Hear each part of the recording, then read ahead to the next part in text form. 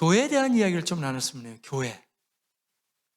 교회가 얼마나 소중하고 우리가 이 교회를 어떻게 섬겨야 되는지 남전대를 중심으로 해서, 그리고 이제 저도 이 얘기를 좀 오늘 하려고 준비해가지고 왔습니다. 그 교회를 섬기는데 가장 건강한 교회를 세우기 위해서는 제자훈련을 좀 해야 되는데 그걸 또 어떻게 할 것인가, 뭐 이런 내용들. 특히 아까 형제님들 보니까 우리 목사님 너무 마음 든든할 것 같아요. 정말 신실한 형제님들이 찬양하는 모습 보면서 제가 뵙기만 해도 마음이 든든해지네요. 감사하네요. 그리고 여기 보니까 오늘 남전도회에서 아무래도 좀 더 신경 써서 나오긴 한 거죠. 형제님들이. 숫자가 지금 형제 자매가 지금 더 많은 것 같아요. 지금 형제들이요. 예. 아주 건강한 모습입니다. 그래서 형제님들 자매님들 수가 같다는 것도 건강하고 좋은 모습이라고 생각합니다. 저는 교회를 계속 개척을 했어요. 많이는 아니고 한 2번 했습니다. 한 번은 29살 때 사이판, 혹시 사이판 다녀오신 분 계세요? 신혼여행? 안 가보셨나요? 그 신혼여행지로 알지만 저한테는 선교지였습니다. 오래전이에요. 1993년이니까. 그때 가서 제가 5년 정도 있었는데요. 그때는 한국 땅에 아직 조선족들과 한족이 들어오지 못할 때 제가 그래서 했던 사역은 물론 원주민들도 상대했지만 주로 조선족 한족이 봉제 공장에 많이 들어와 있었거든요. 사람들 공장에 찾아다니면서 불러가지고 와서 예배를 드리고 하는 사역을 했는데, 그때 제가 29, 우리 아내가 26. 맞죠? 예. 나이에 가서 뭣도 모르고 이제 교회 개척을 했어요, 처음에. 그리고 하다가 이제 한 5년 만에 다시 들어와서 또 공부 좀 하다가 천안에도 지금 개척한 지가 한 20년 됩니다. 작년에 20주년 했으니까요. 근데 이제 우리 개척이라는 것은 제가 얼마나 무식하고 뭘 잘 모르면 이렇게 개척을 해요. 아무도 없이 그냥 해요, 그냥. 그러니까 하나님이 도와주신다. 없이 그냥 하는 거예요. 첫 번째도 그랬고, 첫 번째는 이제 저하고 아내하고 또 이제 얼마 안 돼서 딸이 태어나서 3명이서 이렇게 했고요. 두 번째는 그 사이에 세월이 좀 흘러가서 제가 38살에 또 개척을 했으니까 그때는 한 4명이었죠. 4명. 아들이 또 생겼습니다. 초등학교 3학년 딸 하나, 3살짜리 아들. 제가 20년 전에 개척을 했어요. 저는 고향이 서울입니다. 그래서 잘 몰라요. 충청도 지역을. 그래서 사람들이 그게 어려울 거라고. 여기도 서산도 사람들 착한 것 같지만 어려울 걸요, 전도하려면. 저 충청도 말 배우는데 오래 걸렸어요. 꼭 나오실 거죠? 알았슈. 그리고 안 나와요. 이게 알았다는 말이 나가겠다는 말인가, 아니면은 그만 좀 하라는 말인가, 이걸 배우는데 좀 시간이 필요하더라고요. 근데 이제 우리가 그렇게 개척을 했는데요. 제가 이런 말씀 드리냐면, 목사님 제 소개를 뭐 거의 많이 안 하시겠지만, 저는 그렇더라고요. 어디 가면 처음 강사가 나타나서 설교하면 잘 안 들어와요. 그 사람이 도대체 뭐 하다 온 사람인가, 뭘 하고 있는가, 이런 걸 좀 제가 잠깐 말씀드리고 이제 성경 복문을 하는 게 서로 간에 공감대를 형성하기 좀 필요할 것 같아요. 4명이 개척했는데 정말 은혜를 많이 주셨어요. 그래서 상가 4층에 했었거든요. 근데 쭉 이렇게 교회가, 그건 하나님이 하신 거예요. 제가 한 게 아니고. 지속적으로 또 이렇게 교회가 일어나더니 지금은 아이들 포함해서 한 1,900명 정도 모이는 교회가 됐어요. 많이 커졌죠, 교회. 2,000명 선을 볼 수 있어요. 제가 교회 자랑을 하려고 얘기 꺼내는 게 아니라, 근데 그 사역을 하는데 제가 가졌던 거는, 저는 교회를 크게 생각은 한 번도 안 해봤어요. 왜냐하면 2002년도에 교회 개척할 때도 한국 교회가 이미 다 이제 하얀 곡선을 그리고 있었거든요. 그래서 제가 먹고는 살아야 되고 또 교회는 교회답게 세워야 되니까 제가 목표를 잡은 숫자가 80명이에요. 80명 정도만 되면 교회가 자립도 하고 이제 어느 정도 세워지겠구나, 이 개념은 있었죠. 그래서 저는 목표가 80이에요, 80. 이렇게 커질 줄은 제가 생각도 못했고 80명 교회를 해야 되겠다 생각을 했는데, 상당한 속도로 교회가 빠르게 커졌는데요. 몇 가지 이유가 있더라고요. 이유가 있는데 그 대표적인 이유 중에 하나가, 제가 교회를 키우겠다고 제자훈련한 건 아니에요. 제자훈련을 했던 이유는 나에게 보내준 사람들을 어떻게 내가 정말 바른 그리스도인으로 세울 것인가, 그 관점을 가지고 주로 제자훈련을 했는데, 그건 부인할 수가 없을 것 같아요. 결정적으로 교회가 양적으로나 아니면 질적으로 우리 부목사님도 오시고 다 왔지만 교회가 굉장히 뭐라 그럴까요? 제가 제 입으로 교회 자랑을 해서 그랬습니다만 큰 게 문제가, 저는 큰 게 관심 없었으니까 원래 건강하거든요. 아주 건강한, 제가 원하는, 그리고 하나님께서 주신 꿈을 가지고 숫자가 문제가 아니고 건강하고 또 힘 있는 교회, 이 어떻게 세워졌을까 했을 때 그 결정적인 통로가 몇 가지 이유가 있지만 저는 제자훈련이라고 봐요.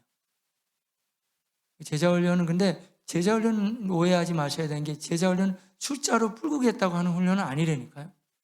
그냥 그들을 한 사람을 정말 주님이 원하시는 바른 사람들로 잘 세워줘야 되겠다, 저는 그런 생각을 하면서 80명을 목표로 했는데, 뭐라 그럴까, 이렇게 표현할 수 있네요. 그걸 자연적인 교회 성장이라고 그러는데, 영어로 하면 NCD 그래요, 약자가. Natural Church Development라고 그러는데, 나무 같은 게, 나무 같은 게 건강하면 이거 큰 나무로 만들어야지 생각 안 해도 나무 자체가 건강하면 점점 커지잖아요. 아름드리 나무로. 그거예요.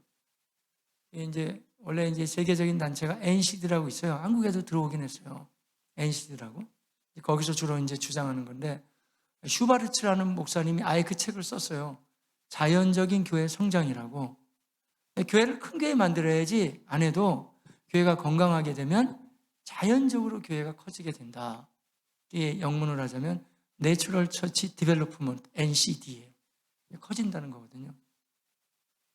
정말 그렇게 된 거예요. 말하자면 이게 뭐 저는 이 스타일을 보세요. 제가 뭐 큰 목회 그런 스타일도 아니고 꿈꾼 것도 없고, 그런데 왜 됐냐 하면 교회 자체가 건강하다 보니까 쭉 세워진 거예요. 근데 제가 청강교회는 잘 모르고 왔어요. 이 목사님 오시라고 그래가지고 이제 달려오긴 했는데, 왜 목회자가 가서 예배를 드리면 이 교회가 건강한 교회인지 뭐 아니면 어떻게 세워지는 교회인지 그것쯤은 금방 파악하잖아요.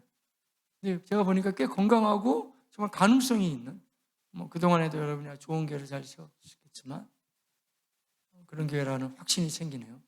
그래서 우리 훌륭한 이 목사님을 중심으로 해서 또 이런 예배를 잘 드리시고, 또 그러면서 아주 건강하고 튼실한, 막 크게 세우려고 하시지 마시고 건강하고 튼실한 교회를 세울 때 알게 모르게 이게 쭉 이렇게 늘어나니까요. 그런 교회로 우리 주님께서 큰 은혜 더하여 주실 줄로 믿습니다. 네, 확신을 가지면서 해야 되는데, 근데 그렇게 하기 위해서는 제가 지금 건강하고 튼실한 교회라고 그랬잖아요. 건강도 좋은데 먼저 중요한 거는 이제 교회가 뭔지를 우리가 더 잘 알 때, 야, 교회가 이런 데였나 하는 확신이 더 생기게 되죠. 교회가 이런 곳이구나 에 대한 믿음이 중요합니다. 교회라는 말이 헬라어로요, 에클레시아예요. 에클레시아.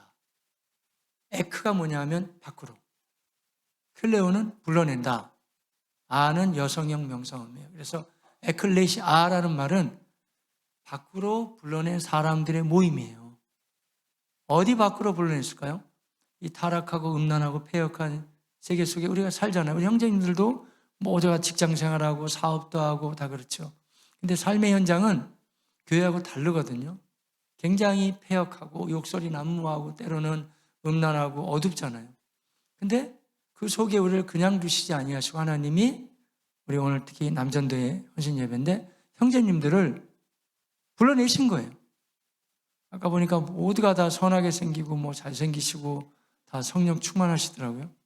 근데 만에 하나 하나님이 여러분을 안 불러내셨다 그러면 미안합니다. 여러분 가운데 알코올 중독자가 잊지 말라는 법이 어디 있겠어요?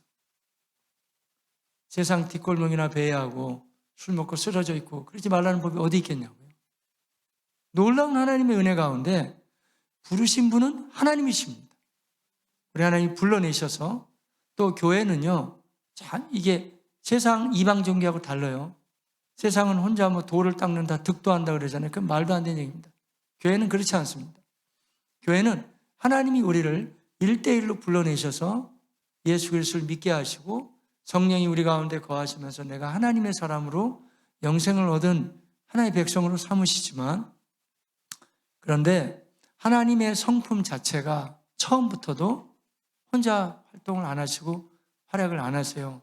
하나님 처음부터 공동체예요. 우리가 거기까지는 아무도 헤아릴 수 없지만 하나님은 한 분이시잖아요. 근데 한 분 하나님이 다 잘 알고 계시죠. 성부와 성자와 성령의 삼위의 하나님이시잖아요.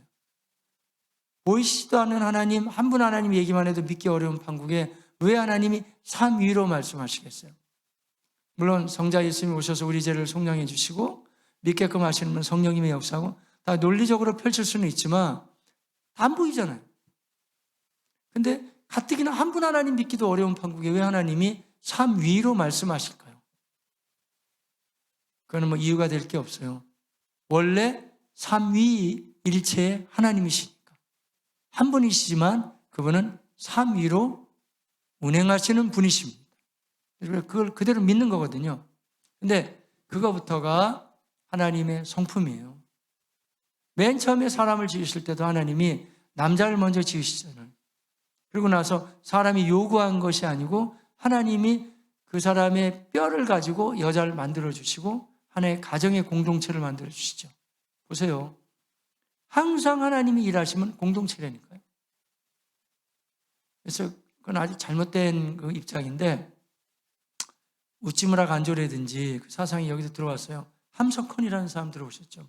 그런 분들이 주장하는 거는 교회 목사도 그렇고 장로도 그렇고 다 그 사람이 그냥 혼자 예수 믿으면 된다는 무교회주의거든요.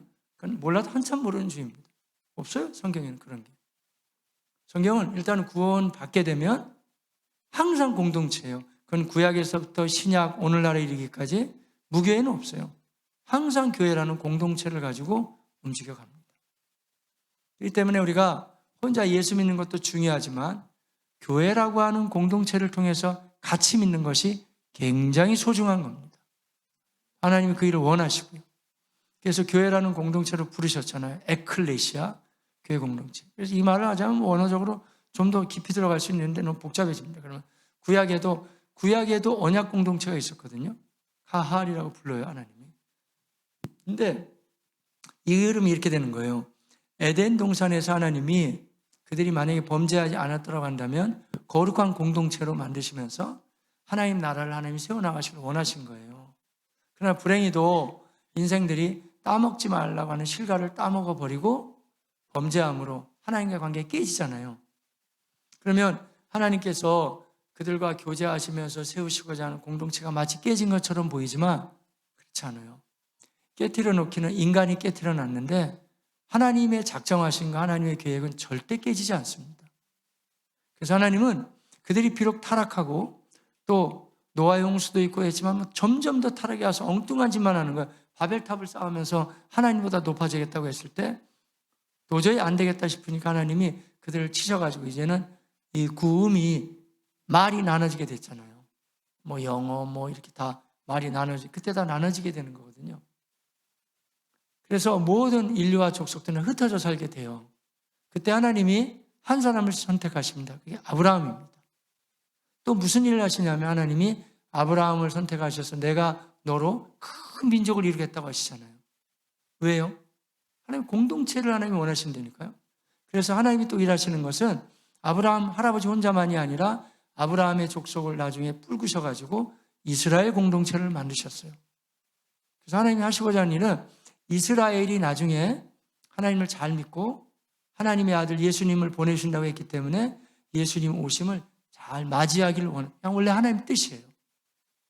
근데 불행히도 로마서 9장, 10장, 11장에 보면 잘 나오고 성경 전체에 나옵니다만은 구약만 봐도 알아요. 구약을 보면 우리가 말라기 끝까지 볼 때 이게 얘기가 아직 끝나지 않은 것 같다는 찜찜한 생각이 들어요. 왜냐하면 이스라엘이 망했거든요. 말 안 들어서 망해요. 망한 다음에 나중에 바벨론을 끌려갔다 다시 오긴 오는데 회복이 안 된 상태에서 끝나요. 말라기가. 돌아와서 성전 좀 세운다고 하지만 그것도 초라한 성전이었고 뭔가는 성경을 몇 번 본 사람은 금방 발견해내요. 이 구약이 이게 이상하다. 이게 얘기가 안 끝난 상태에서 끝난다는 거예요. 왜 그러냐면 이제는 이스라엘, 하나님이 이스라엘 선택해서 공동체로 역사하시던 그 역할이 거기까지. 이스라엘은 예수 그리스도가 오심까지를 준비하고 이제 끝나는 거예요. 그게 마태복음이 동토하면서 이제 예수님을 맞이하잖아요. 근데 불행히도 이스라엘 백성들은 대부분이 다 예수님을 다 거부하잖아요. 특히 제사장급은 유대 종교 지도자들이 다 예수님 반대해서 우리 죄 때문에 예수님이 죽으시지만 그 당시의 상황으로는 유대인들이 몰아가거든요. 예수님을 죽이기 위해서. 십자가를 지시고 죽으셨어요. 그런데 그 다음 말씀이 중요합니다.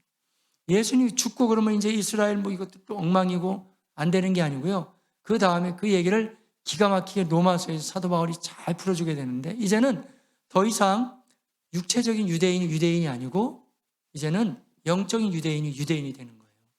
무슨 얘기냐면 이제는 이스라엘 땅이 중요한 것이 아니고 또 다른 하나님의 공동체를 마련하시는데 그건 뭘까요? 그게 바로 교회입니다. 교회. 그러니까 마지막 시대에 예수님 오시기 전까지 마지막에 아주 가장 중요한 공동체는 교회가 되는 거예요. 지금 여러분이 섬기는 이 교회, 이 지역교회, 한 지역의 서산 땅에 들어와 있는 이 교회를 우리가 섬기고 있거든요. 이 교회는 그러니까 하나님 보시기에는 무척 중요한 공동체예요. 여러분 어떻게 볼지 모르지만 또 이 가운데 대부분이 다 믿음이 좋으시겠지만 때로는 이런 얘기하는 사람도 있더라고요. 제가 오래전인데 우리 이 목사님도 아주 순수하고 참 좋으시죠. 근데 저도 제 칼라 자체가 이렇게 뭘 잘 몰라요. 세상적인 방법을. 그러니까 한 분이 오래전이에요. 제가 섬기던 교회 한 집사님이 저를 위해서 한다는 말이에요. 그분이 저한테 이런 얘기해요. 최 목사님. 네, 그러니까. 최 목사님 다 좋긴 좋은데 최 목사님 그렇게 해가지고 나중에 단독 목회하기 어려울 것 같아요. 저한테 대놓고 그러는 거예요. 그분이 이제 저를 위해서 하는 말이에요. 이렇게 말씀하시더라고요. 원래 깨끗한 물에는 물고기가 안 끼는 법이에요. 목사님 너무 막 성경적으로 하고 그렇게 해가지고는 어려울 것 같아요. 하지 마시고 목사님 교회에서 다 그렇고 그런 거예요. 다 사람 모이는데 뭐 별거 있어요? 다 그렇게 방법도 좀 쓰시고 이렇게 해가지고 참 목사님 걱정되네. 그런 것 같아요. 그분의 걱정 때문에 목회 잘 됐습니다. 걱정 많이 해줬어요. 그래서 근데 저는 지금도 타협하지 않아요. 똑같은 얘기를 해도 예? 뭔 말입니까 그게? 내가 뭐 하려고 교회를 섬깁니까?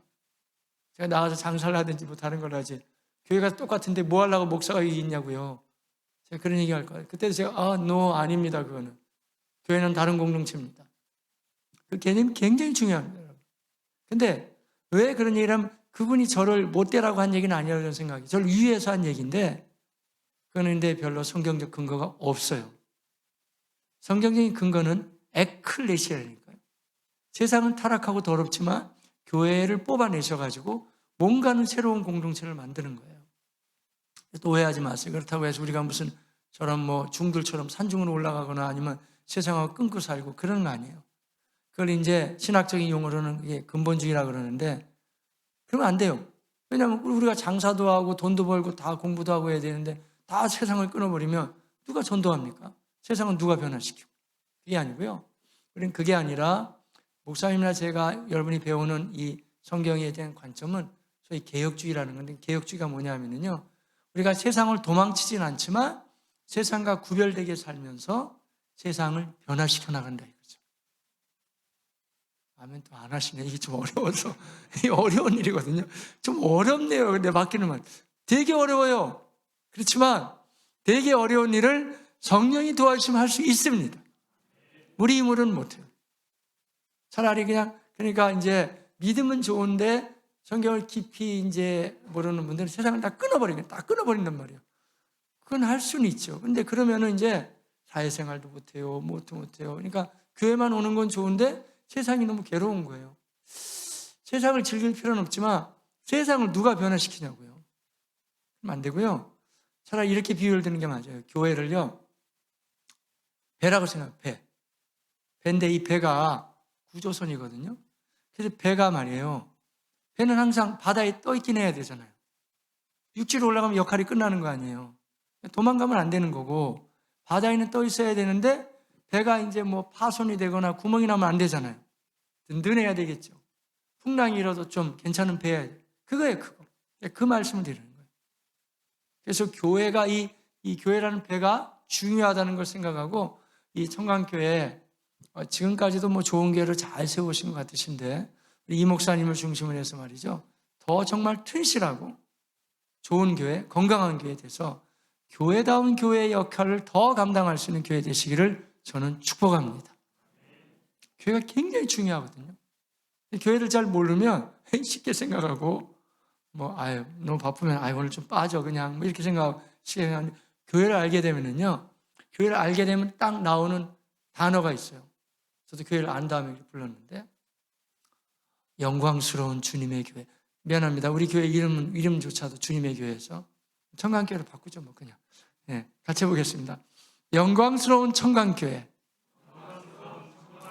그 앞 단어를 빼질 않아요. 꼭 영광스러운 청강교회. 다 부른다니까요. 그리고 교회를 제대로 알게 되면 교회에서 우리 이 목사님이나 뭐 교회 중직자님이나 남전도에서도 오늘 가만히 특성 좀 해야 되는데 형제님 좀 오세요. 바빠서 좀 제발 오세요. 그렇게 아니고 그냥 좀 오십시오 형제님. 그러면 그래요? 제가 오늘 바쁘긴 하지만 이 약속 제가 미루고 교회 먼저 가겠습니다. 할렐루야. 근데 그게 교회를 모르면 잘 안 되는데 교회를 알게 되면 두 가지 양상이 나타나요. 하나는 꼭 영광스러움이 붙인다니까. 영광스러운 청강교회. 내 마음속으로라도 붙이고 또 교회에서 무슨 일을 시키면은요 꼭 이렇게 얘기해요. 교회를 알게 되면 정말 쓰임받아서 감사합니다. 제가 교회 앞에서 이 주님이 이렇게 소중히 여기는 교회 앞에서 제가 쓰임받은 것이 너무 감사해요. 제가 청소를 하나 해도 뭐 마이크 선을 내가 정리를 해도 뭘 해도 이렇게 영광스러운 교회에서 내가 쓰임받게 되니 감사합니다. 생각해 보시라고요. 누가 대통령이 여러분을 부르셨다고 해보세요. 그러면 우리가 뭐 여러 일을 제쳐두고 일단 용산으로 갈 거 아니에요. 일국의 대통령이 또 5년 하는 대통령이 불러도 그러는데 하나님이 우리를 쓰시겠다 그러는데 교회를 잘 모를 때는 이 교회가 쉽게 여겨져요. 근데 교회를 알게 되면 제가 개척했다 그랬잖아요. 그래서 제가 어느 이제 개척해놓고 어딜 갔는데 목동인가 어디 갔어요. 갔는데 이제 다 그래도 교회 규모가 있는데 저만 이제 사람이 없는 거예요. 개척을 해놨으니까. 그러니까 거기 있는 사람들이 불쌍하다고 최 목사님 저분을 축복해 줘야 된다고 저를 위해서 기도하는데 정말 기도 많이 해주셨어요. 제가 눈물이 나더라고요. 하나는 고마워서도 나고 하나는 불쌍한 사람은 아닌데 왜냐하면 제가 잘난 체가 아니라 이 교회를 세운다는 게 사람이 없어도 그 교회를 알게 되니까 말이죠. 뭐 사람 모이고 안 모이고 거 주님이 할 뿐이고 교회 하나를 세운다는 게 교회를 알게 되면 굉장히 영광스럽거든요. 지하에 있어도 상관없어요. 뭐 꼭대기에 있어도 상관없고 뭐 비닐하우스에 있어도 상관없어요. 교회는 교회로서 소중하니까. 이 정도 건물 되고 풋살장도 있으시던데 대단합니다. 이야, 참 부럽네요. 풋살장. 이런 풋살장 있는 교회가 전 세계에 몇 군데나 될까요? 우리나라 저는 못 들어봤는데 대단한 교회입니다. 훈련시켜서 한번 오겠습니다. 시합 바로 여기. 대단해요. 예. 이 정도면 뭐 진짜 영광스러운 교회죠. 오늘의 교회 사역하시던 하영조 목사님 아시죠? 들어가셨는데 하 목사님은요 대단한 분이에요. 그분이 CCC, 저도 CCC 처음에 좀 했었는데 그분이요 CCC에서 지금도 하영조라는 사람이 이름이 회자될 정도예요. 간사로. 대단한 사람입니다. 하영조 간사가 CCC 있을 때부터도 그분은 하나님의 사람으로서의 두각이 나타나는 사람이에요. 하나님 쓰시는 사람 맞죠? 틀림없이. 근데 그분이 이제 하나님의 부르심을 받아 교회를 할 때 저는 하 목사님 그 얘기가 참 좋아하고 실감됐어요. 아니 하나님이 교회를 뭐하라고 만드셨나? CCC만 해도 다 젊은 대학생들 말 이렇게 금방 알아듣고 사역일 가려다가 전도하면 전도하고 뭐 지금 집회하자면 집회하고 금방 막 팍팍 돌아가는데 교회는요 성령이 역사하지 않으면 그래도 이 교회는 굉장히 건강하고 지금 세대가 젊으시네요. 복받은 교회죠. 한국 교회는 지금 고령화 문제거든요. 할아버지 할머니예요. 우리 교회는 물론 뭐 이제 하나님이 주셔서 많이 젊습니다. 저에게도 복받은 교회들이죠. 그런데 젊고 나이 들고를 떠나가지고 교회 자체의 그 스타일이 태어난 갓난아기부터 시작해서 80, 90 먹은 어르신까지 같이 계시는 거예요. 한번 설교할 때도 오늘은 그래도 연령층이 거의 이렇게 통일되어 있잖아요.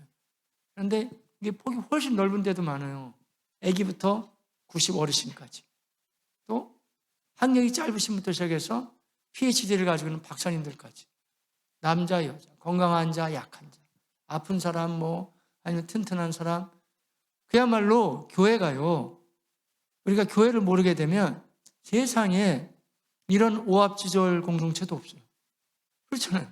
무슨 뭐가 같아요, 뭐가. 다 모여있어요. 어떻게 해요? 그러니까 하영정 목사님이 교회 처음 들어와서 이거 뭐야, 이거는. 뭐냐고, 이게. 말기도. 또 껐어가면 자기네끼리 모여가지고 또 삐졌다 그러고 또 싸우고 또 나간다 들어온다 그러고. 그래서 한 목사님이 처음에 고민했더니 이게 뭐 하려고 있냐고, 교회는.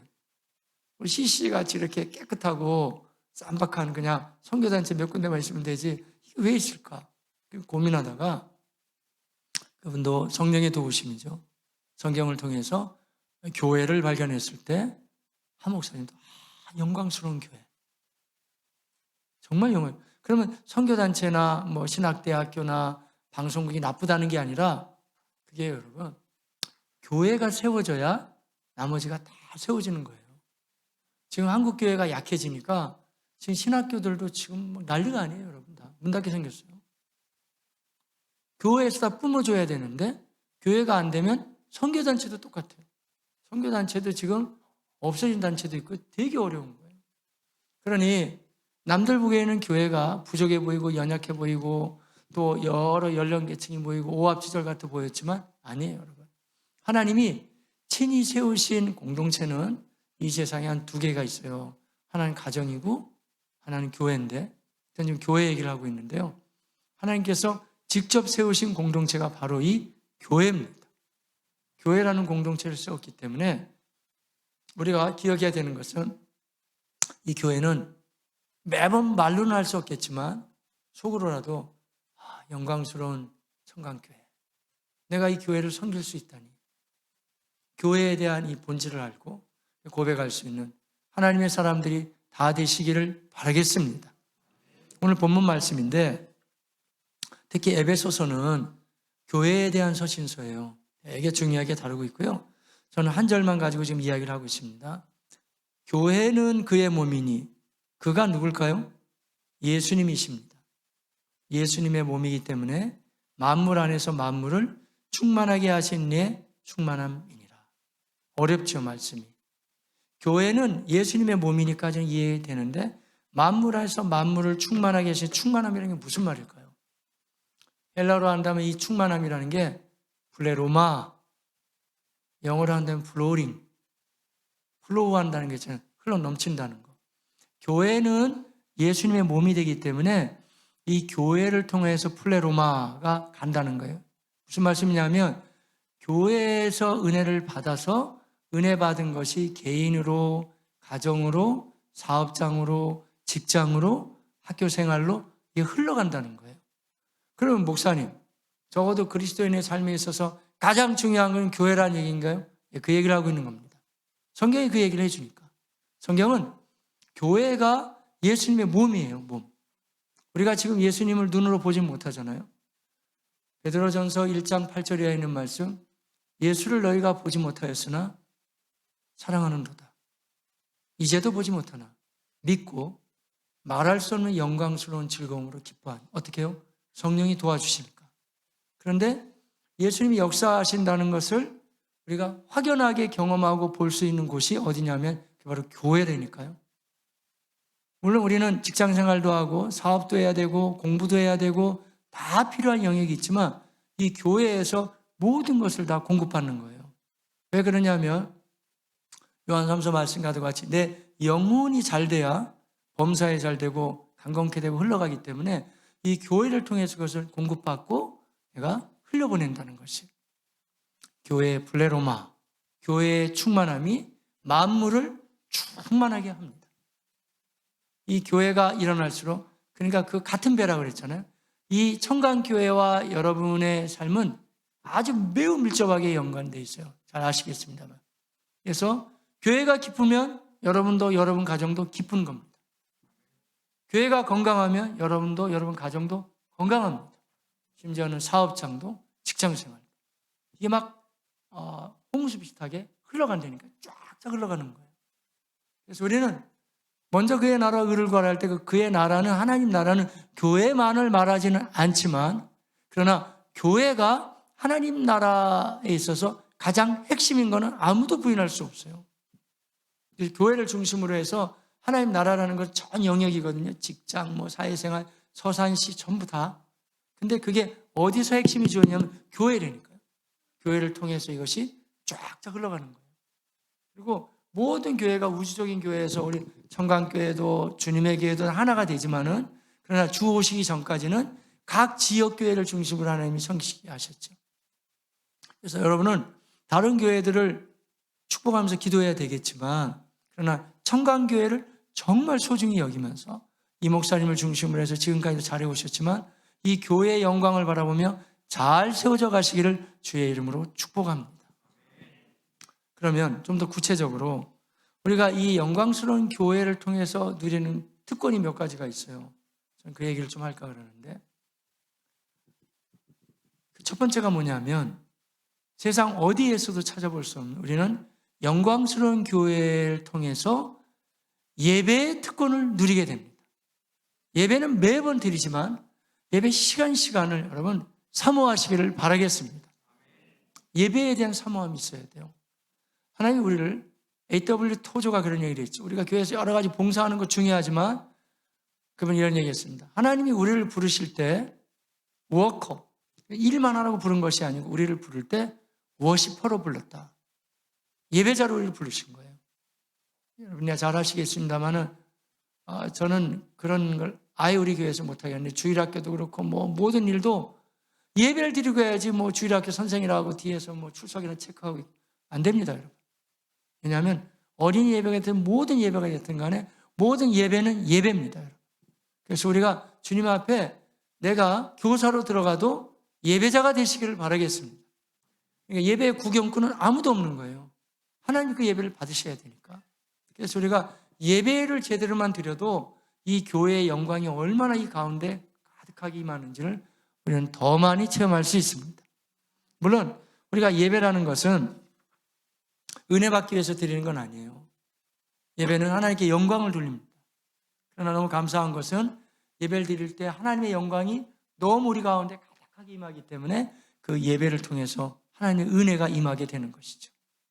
우선순위는 하나님께 찬양이고 영광이지만 그 예배의 은혜의 담비가 항상 넘쳐나는 이 교회 되시기를 바라겠습니다. 그래서 교회는 일단은 예배 드릴 수 있는 특권이 있습니다. 또 한 가지는 영광스러운 교회를 통해서 우리가 드릴 수 있는 특권 하나는요, 교제도 하고 헌신할 수 있는 특권이 있다는 거예요. 세상의 어떤 교제보다 교회 내의 교제는 참 아름답습니다. 그래서 세상에서도 사용하지 않는 용어를 교회에서는 사용합니다. 형제님, 자매님 이런 표현을 쓰죠. 저도 목사이긴 합니다만은 한 형제가 지금 특별한 부르심을 받아서 제가 말씀 맡은 자로 지금 헌신하고 있는데 우리의 본래 신분은 성도고 거룩한 백성들, 그리고 또 한 가지는 하나님의 가족으로 따지면 형제요 자매입니다. 한번 인사해 보실까요? 옆에 있는 분한테 좀 직분을 약간 내려놓고 우리 형제님 자매님 한번 부르면서 인사할 때 한번 같이 인사하겠습니다. 형제님 자매님 함께 예배 드시는 거 감사합니다.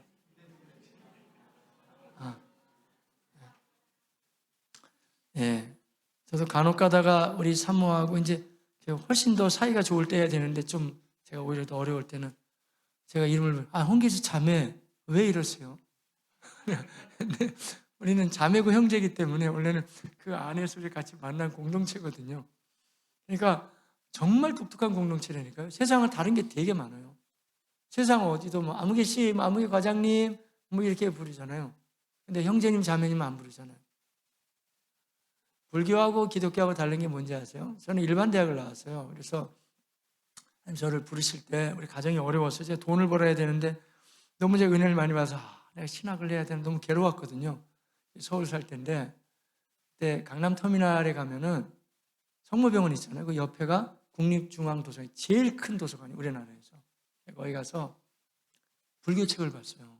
엉뚱하게. 왜냐하면 도대체 여기 뭘 말하는지 내가 좀 알고 내 청춘을 다 하나님께 드리면서 이제는 돈도 안 벌고 내가 목회자 길을 가야 될 것 같은데 이게 그래도 할 필요도 없지만은 제가 한 번은 보고 싶더라고요. 근데 제가 첫 장을 보다가 주님의 부르심이 맞다. 저 스님이 쓴 거보다 은혜 받았네요. 왜 그러냐면 얘기가 이렇게 되는 거예요. 스님이 뭐라고 썼냐면 소문이 이래요. 우리 불교가 세워지면서 자기네 얘기예요. 제 얘기 아니에요. 우리 불교는 세워지면서 모든 좋은 것을 다 갖다가 우리는 포함하면서 세워져 갔습니다. 그런데 저 기독교는 정통설만 유지하면서 세워져 가고 있습니다. 그게 답이었어요. 스님들이 보기에도 기독교는요, 이단도 배쳐가고 성경에서 벗어나는 다 배쳐가면서 하나님 본래 원래 뭘 말씀하셨는가 중이 보기에도 그런 식으로 세워요. 그게 바로 기독교예요. 깨끗한 흐름이 흘러가는 기독교인데 불교는 오만 잡다한 걸 다 섞어버려요. 그러니까 여러분 보세요. 무당집 가면은 왜 불교 만자 붙여있죠? 안 가보셔서 모르시는구나. 무당집에 가면은 불교 이게 절간인가 무당집인가 몰라요. 다 같이 붙여놓고 같이 쓰니까. 근데 여러분 모르시겠지만 혹시 무당집에 십자가 붙어있는 거 보셨어요? 한 군데도 없어요, 여러분. 만약에 붙여놓는 순간 귀신들은 벌벌 떨고 나갑니다, 여러분. 안 되잖아요. 다른 거예요. 완전히 다른 거라니까. 그러니까 불교는 희한해요. 그 사람들 정말 희한한 사람들이에요. 왜냐하면 뭐 좋다는 거 있으면 다 갖다 붙여버리는 거예요. 불교는 혼자 다니는 거예요. 몰려 다니는 게 아니고요. 원래 소승불교예요. 연구하다 보면요. 소승불교 혼자 돛 닦고 있으면 되는데 근데 왜 불교들이 이 교회에서 그대로 따가지고 갔어요. 여신도회, 남신도회. 똑같이 여러분 남전도회 여신 만들었어요. 아니 불교가 무슨 노래를 불러요. 도나 닦으면 되지.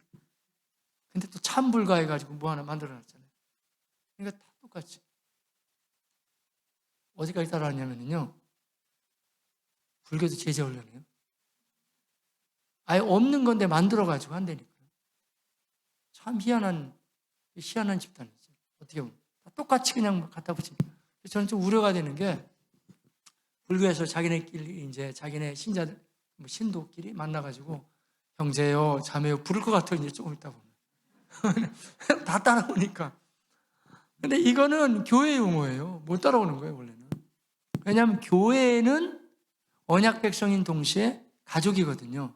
그래서 영광스러운 교회를 섬기는 하나의 놀라운 특권 중에 하나가 사실은요, 코이노니아예요. 교제가 굉장히 중요합니다. 예배도 중요하지만 여러분, 교회에 모이는 시간을 즐거워하시기를 바라겠습니다. 그래서 지금 코로나 때문에 많이 못 드셨겠지만 요새는 식탁 교제 하시나요? 점심 밥 드세요. 김밥이라도. 김밥이라도 열심히 드세요.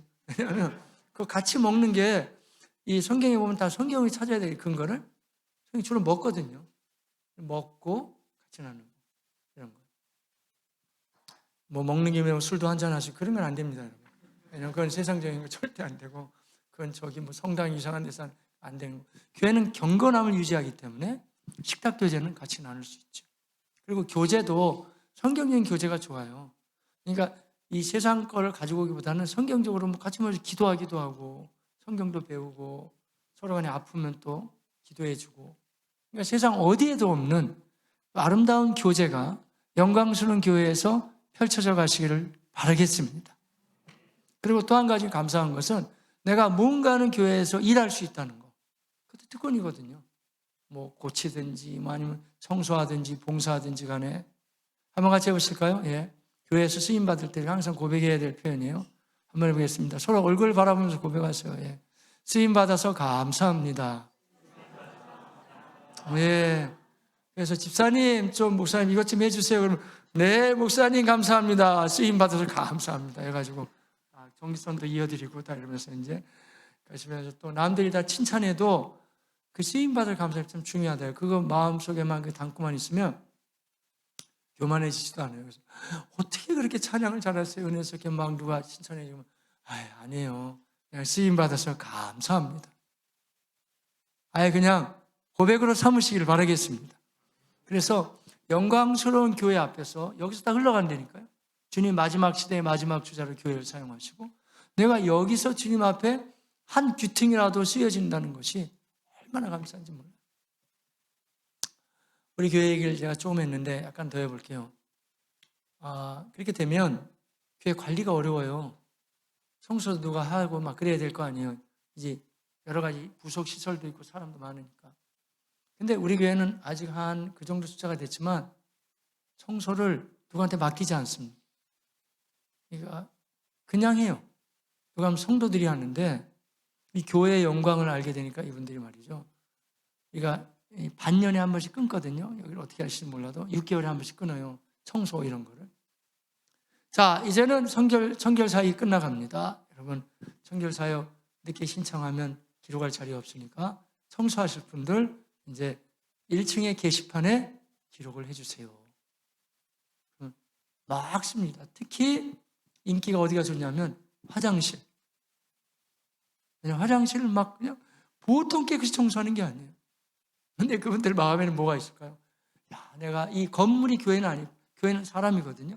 그러나 이 존귀한 하나님의 사람들이 사용하는 이 공동체의 한 영역을 내가 섬긴다는 기쁨을 가지고 그야말로 쓰임받아서 감사하는 거죠.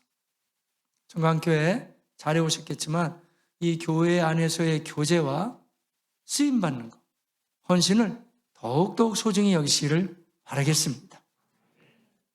하나가 남았는데요. 제가 원래 이 얘기를 하려고 왔는데 아이가 제가 요약해서 잘 말씀드려볼게요.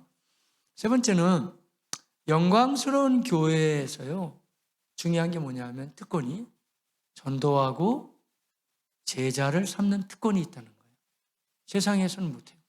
교회만 사람들을 전도해 가지고 오고 전도해 온 사람을 데리고 또 그 사람들을 또 제자 훈련을 시켜서 이제 하나님의 사람으로 세워나가는 거죠. 이 말씀이 제자 훈련의 가장 기본이거든요. 마태복음 28장 18절에서 20절 예수께서 나와 이르시되 하늘과 땅의 모든 권세를 내게 주셨으니 그러므로 너희는 가서 모든 민족을 제자로 삼아 아버지와 아들과 성령의 이름으로 세례를 베풀고 내가 분부한 모든 것을 어떻게 해요? 가르쳐서 지키게 하라. 볼지어다 내가 세상 끝날까지 너희와 항상 함께 있으리라. 아멘. 말씀이 너무 좋아서 우리는 거기서 딱 뽑아가지고 와서 주님이 나와 함께 하신대요. 볼지어다 세상 끝날까지. 근데 저는 문맥으로 보면은 너희가 나가서 전도하고 제자를 삼는 그 사람들과 특별히 내가 더 함께 한다. 라고 주님이 말씀하시죠. 마데테스예요. 예수님의 말씀에 하면 많이 따라다니는 군중들이 있었어요. 군중들은 주님이 뭐 기적을 많이 베풀어 주시고 여러 가지 좋은 일이 있으면 잘 따라다니는 거고 여차하면 이제 발을 빼려고 하는 군중들, 그 사람들 오클로스예요. 그 말고 주님이 원하셨던 사람들은 마데테스라니까요. 그들을 단단하게 말씀을 잘 가르치고 예수님의 마음을 같이 품게 해서 그들로 하여금 주님의 제자. 여기 있는 것처럼 자, 2023년 비전인데 같이 해볼게요. 제자 되어 제자 삼는 교회. 자, 박자를 맞춰서 시작. 제자 되어 제자 삼는 교회. 그렇게 되시길 바랍니다. 그러니까 먼저 내가 제자가 되고 그 사람을 또 제자를 삼아야 되겠죠. 그런데요, 이런 제자 훈련 안 해도 한국 교회는 이미 제자 훈련을 했습니다. 왜냐하면요, 사람은 알게 모르게 저를 따라하세요 라고 얘기 안 해도 사람은 먼저 믿는 사람, 먼저 앞선 사람을 배우거든요. 그런 면에서는 이미 모든 교회는 제자 훈련을 한다고 볼 수가 있어요. 내가 싫든지 좋든지 간에. 예를 들자면 이런 거예요. 어떤 사람이 전도를 했어요. 전도를 했는데 열심히 전도를 해왔는데 전도한 사람이 교회를 잘 안 나와요. 일주일에 한 번 나오는 사람이에요. 주일날만. 그러면 그 사람이 얘기를 하는 거예요. 한무개 씨, 나는 말이야, 난 너무 바빠가지고 내가 정말 교회 가고 싶어. 너무 바빠서 일주일에 딱 한 번 나온다. 근데 당신은 그러면 안 돼. 왜냐면 교회 오후 예배도 있고 수요 예배도 있고 새벽 기도도 있고, 그러니까 당신은 열심히 나가. 나는 일주일에 한 번밖에 못 나오지만 당신은 잘해야 돼. 얘기가 통할까요? 안 통해요. 왜냐하면 전도 받은 사람은 보고 듣는 게 누구만 보고 있죠? 지금 새로 믿는 사람은 전도한 사람만 보고 있거든요. 그러니까 너도 일주일 딱 한 번만 나와야 돼? 얘기 안 해도 그 사람이 어떻게 하는가 그것만 봐가지고 똑같이 하는 거예요. 그게 제자 훈련. 자기도 모르는 사이. 마치 우리가 자녀를 교육할 때 그 자녀는 부모의 앞에서 안 배우고 뒤에서 배우잖아요. 배우는 거예요. 그렇게 따지면 뭐 제자 훈련하는 용어 따로 할 것도 없어요. 내가 알게 모르게 나의 삶과 내 말로 다 영향을 줬으니까. 나쁜 영향이든 좋은 영향이든. 그걸 말하는 게 아니고요. 그런 게 아니라 이왕이면 내가 선하고 좋은 영향을 줘야 되기 때문에 주님이 원하시는 그 마대 테스트가 돼서 내가 제대로 훈련을 받고 그 사람들한테 삶으로 말로 영향을 끼쳐주는 거. 그게 진정한 제자 훈련이라고 할 수가 있겠죠. 그래서 전 예수님 말씀은 절대 주님은 말도 안 되는 얘기를 하신 적이 없어요. 생각해 보세요. 2000년 전에 제자들, 그것도 이제 가룟 유다는 배신하고 떠나가 버리고 이제. 근데 주님의 11 제자, 물론 마태가 들어오긴 했지만, 하여간 그 제자들을 앉혀놓고 주님이 명령하실 때 여러분 생각에 이 사람들이 변변한 사람이에요? 변변치 않은 사람들이 다 어부고 뭐 많이 해야 세리고 그러잖아요. 근데 주님의 약속의 말씀은 그러므로 너희는 가서 모든 민족으로 판타타 에스네. 네. 나라는 200국가인데요. 족속은 우리나라는 한민족이잖아요. 미국만 가도 여러 족속이 살죠. 족속은 얼마나 될 것 같아요, 여러분? 나라는 전 세계 200국가예요. 모든 민족으로 예수님이 말씀한 모든 족속을 18,000개가 넘어가요. 많습니다, 여러분. 그런데 12명의 제자가 마띠아 포함한다고 쳐도 어떻게 모든 민족을 다 변화시킬까요? 이게 가능한 얘기일까요? 그러면 그냥 말도 안 되는 얘기를 예수님이 하셨을까요? 그렇지 않아요. 가능한 얘기입니다. 이게 왜 가능한 얘기냐면은 사람이 내가 아무리 역량이 뛰어나도 내가 혼자 한 명 한 명 전도하면은 평생 살아도 다 전도 못 합니다. 당연히. 이 서산 땅도 다 전도하기 어려울걸요. 그런데 예수님의 명령대로 한다면 다 전도할 수 있습니다. 이 방식을 더하기를 가법 번식이라고 그러면 이거는 곱하기 번식이에요. 승법 번식이에요. 승법 번식이 뭐냐면 우리 목사님이 2명을 데리고 제자 훈련 시켜요. 그러면 그 2사람이 나중에 훈련을 잘 받아서 또 다른 사람한테 2명한테 또 영향을 줘요. 그런 식으로 쫙쫙 퍼져나가게 되잖아요. 그 수를 한번 계산을 하잖아요. 그러면 지금 여기서 시작해도 금방 나옵니다. 계산은. 그렇게 이게 승법 번식으로 쫙 이제 퍼져가게 되면 너무 놀랍게도 20년 안짝에 지구촌에 있는 70억을 다 복음화시킬 수 있어요. 너무 놀라시니까 아멘도 안 하시는데 이게 맞는 거예요. 그러니까 주님이 말도 안 되는 얘기를 한 번도 하신 적이 없어요. 얼마나 이걸 쫙 뻗어나가면 된다니까요. 제가 어차피 왔으니까 우리 교회 얘기를 하고 있잖아요. 우리 교회가 상가 4층에서 하다가 좁아가지고 뭐 어떻게 해가지고 건물 하나 마련했는데 건물이 또 이제 골목 안으로 들어가는 교회였어요. 한 300명 뭐 이렇게 모일 때 교회는 계속 부흥했어요. 근데 이제 막 폭발적으로는 안 했지만, 근데 그때 사람들이 이런 얘기를 하니 지금 간 교회가 좀 밖으로 나왔거든요. 근데 이 교회가 안에 들어있는데 밖으로 나오게 되면 교회가 더 많이 부흥하면 최 목사님 무슨 대책 있냐고 갑자기 사람들이 오면 대책 있어요 목사님? 그래서 제가 그때 얘기한 게 있어요. 딱히 저에게는 대책이 없습니다. 하지만 전 제가 보기에는 우리 주님에게는 잘하리라고 봅니다. 왜냐하면 제가 그동안 10년 이상 제자 훈련을 다 해놨기 때문에 여러분이 각자의 위치에서 아무리 사람들이 와도 그 위치에서 잘 감당한다면 충분히 감당할 수 있습니다. 라고 얘기를 했어요. 여기는 교역자들이 어떻게 되시는지 몰라도 우리 뭐 전도사님들 이런 분들이 중간중간에 헌신하셨지만 장년부 사역 이렇게 펼쳐갈 때요. 제가 데이터를 가지고 있거든요. 우리 교회가 1000명 될 때까지 저하고 사모하고 거의 둘이 했어요. 둘이. 물론 이제 우리 교육전도사가 여러 교육 부서를 조금씩 봐주고 지금은 교육자들이 많이 들어왔어요. 왜냐하면 교육기관을 또 보완해야 되기 위해서. 근데 사실은요, 숫자가 문제가 아니지만 숫자만 늙기 위해서면 얼마든지 할 수 있어요, 2명이. 왜 그러냐면 계속 평신도들을 단단한 훌륭한 제자로 삼는 거거든요. 그 사람들이 정말 잘 감당해 갈 수가 있어요. 이게 주님의 전략이에요. 다 목회자를 세우고 그런 게 아니라 주님의 전략은 그들을 평신도가 됐던, 그리고 원래는 평신도라는 말도 없어요, 성경에는. 그거는 카톨릭이 만든 거예요. 레이어티라고. 왜냐하면 그 카톨릭이 이제 많이 타락해 갈 때 성직자의 구분을 너무 많이 두기 위해서 해버린 거죠. 그 얘기는 아무한테나 목사님한테 뭐 대적하고 그 얘기가 아니라 여러분이 생각하는 이 목사님 이래야 돼 하는 것처럼 평신도도 그 정도는 해야 된다는 거예요. 원래는 성경에 훈련받고 다 그렇게 세워진다는 것이죠. 그래서 예수님의 방식은 전혀 잘못된 방식이 아니기 때문에 중요한 건 항상 사람한테 있거든요. 그 사람을 어떻게 단단한 사람으로 세울 것이냐, 이런 사람을 세우는, 이 구절과 제자훈련에 짝을 이루는 구절이 또 한 구절이 있어요. 그 구절을 한번 찾아보려고 그러는데요. 디모데후서 2장 2절이에요. 찾아봅시다. 디모데후서 2장 2절이에요.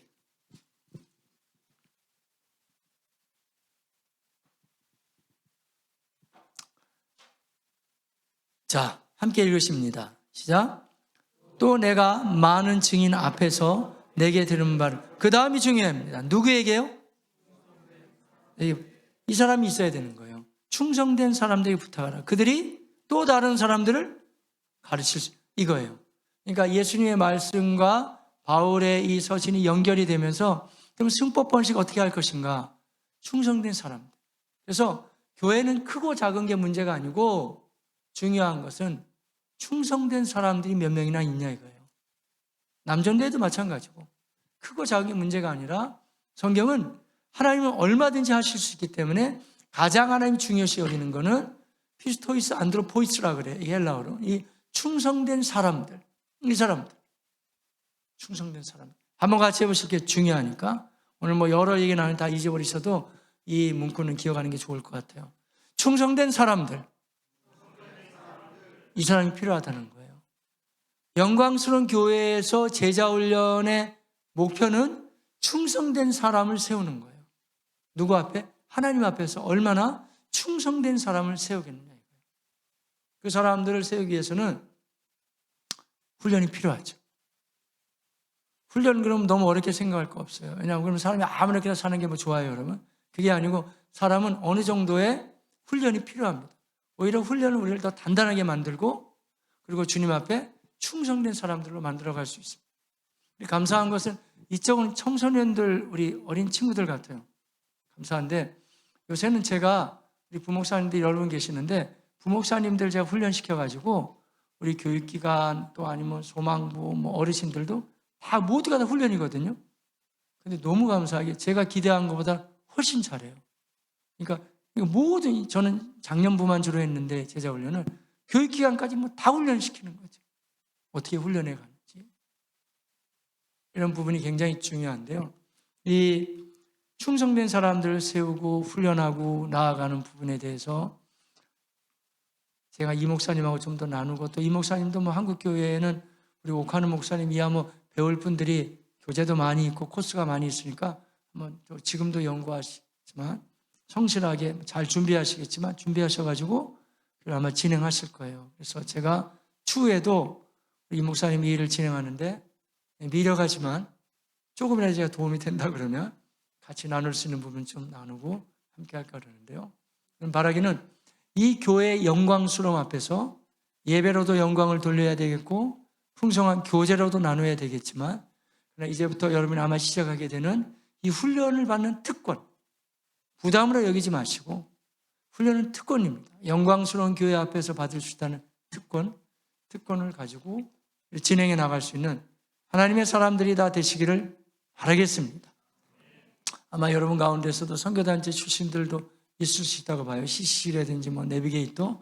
그런데 그 훈련이 나쁜 건 아니지만 성경적인 훈련은 사실은 지교회에서, 지역교회에서 받는 훈련이 그래야 이게 승화됩니다. 왜냐하면 대학 때는 선교단체 열심히 했는데 또 교회도 안 나오고 이런 사람도 꽤 있더라고요. 왜 그러냐면 이게 교회에 대한 전복이 잘 안 된 거예요. 정작 중요한 것은 단체가 나쁜 건 아니지만 핵심은 항상 교회입니다. 그래서 지역교회, 영광스러운 교회에서 이 교회에서 제시하는 방향을 따라서 튼실하게 하나하나 잘 훈련 받으시고 또 진행해 나가시기를 바라겠습니다. 한 가지 아쉬운 거는 그러면 목사님의 교회는 어떻게 훈련해요? 그 얘기를 하자면 1시간 더 해야 되는데 어떻게 들어보실래요? 너무 이거는 얘기가 너무 방대해요. 그러니까 그 실제적인 그 코스에 대해서는 제가 담임 목사님하고 좀 나누거나 할 테니까 그대로 그냥 따라오면 훈련이 나쁜 게 아니에요. 오히려 훨씬 더 풍성해지고 정말 튼실하게 만듭니다. 훈련으로 다 나아갈 수 있는 우리 하나님의 사람들 다 되실 줄로 믿습니다.